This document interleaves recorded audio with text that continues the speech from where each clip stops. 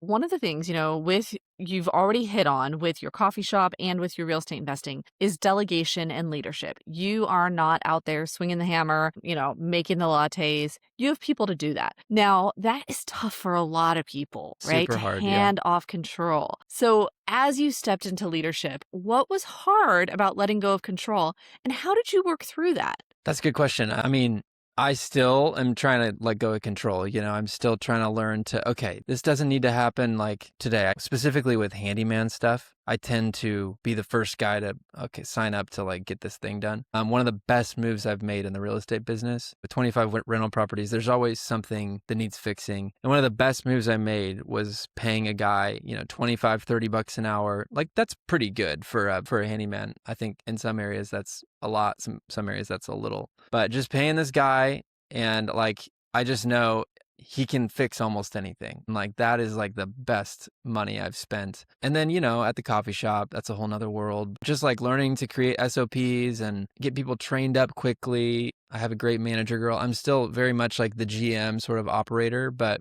we have a great team. I have a great manager. I have a great head of bakery, great head roaster. And guys, like hire people that Wow. are smarter than you and better than you. I don't know anything about baking. So I hired someone who knows everything about baking. This is embarrassing. I don't know how to roast. So I hired this guy who has years and years of roasting experience. I'm more the front of house barista, like bartender type of person. I love it. I love the social sort of performance with the like manual performance and, the art and everything.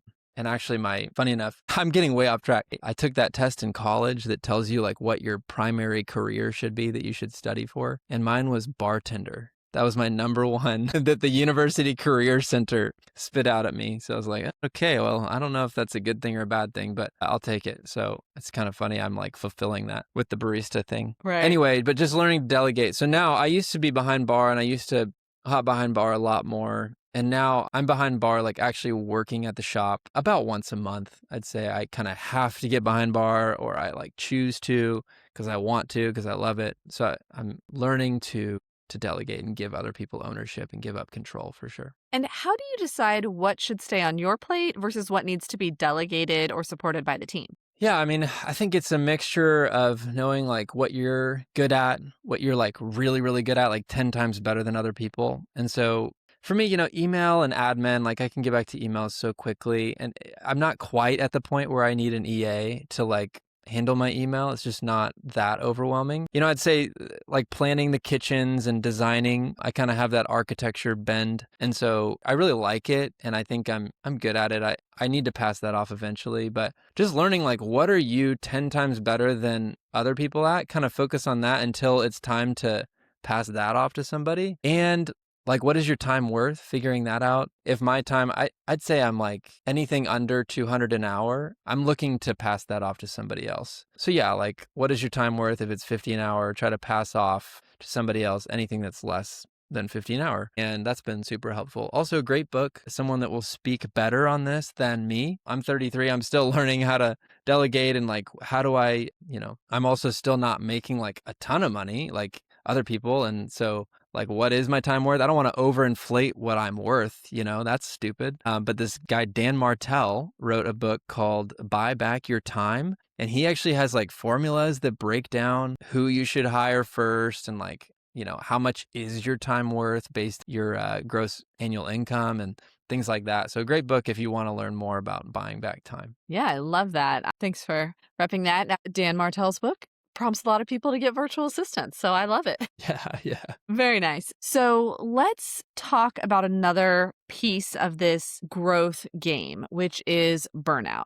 So many investors, they scale their portfolio, but then they just feel more and more trapped, right? More and more is on their plate. They start to feel burned out from all this work. What guardrails or wisdom do you have so that you're able to grow, have a pretty sizable portfolio, and also be doing a lot of flips without burning out? Yeah. So I love this because I think, like spending time with family and learning to rest is like super important to me. So like for us, our guardrail is just real practical. Are like I'm working 8 to 5, pretty much 5 days a week. So at 5 p.m., I'm like in the house, phone down, full on dad mode with my 3 little kids. And so, and my wife is like full-time mom during the day. And then we do Sabbath on Saturdays. So we rest and I don't work on Saturdays and I don't work on Sundays. And well, I'd say I'll like send a text and like during the kids' nap. So I'll be on my computer for an hour or two on those days, but for the most part it's just family day. And so that might not work for everybody, but that's just like the boundary that we've set up. And having a 1 day of rest, I would say that's not for everybody, but I think what is for everybody is having 1 day of rest. I think it's a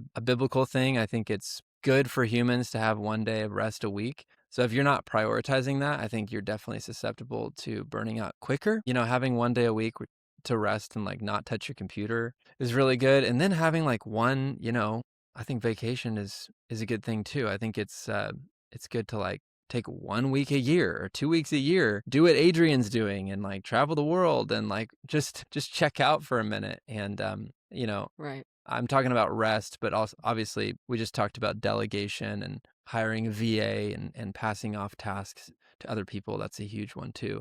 That's more day to day. So I just wanted to hit on the importance of rest.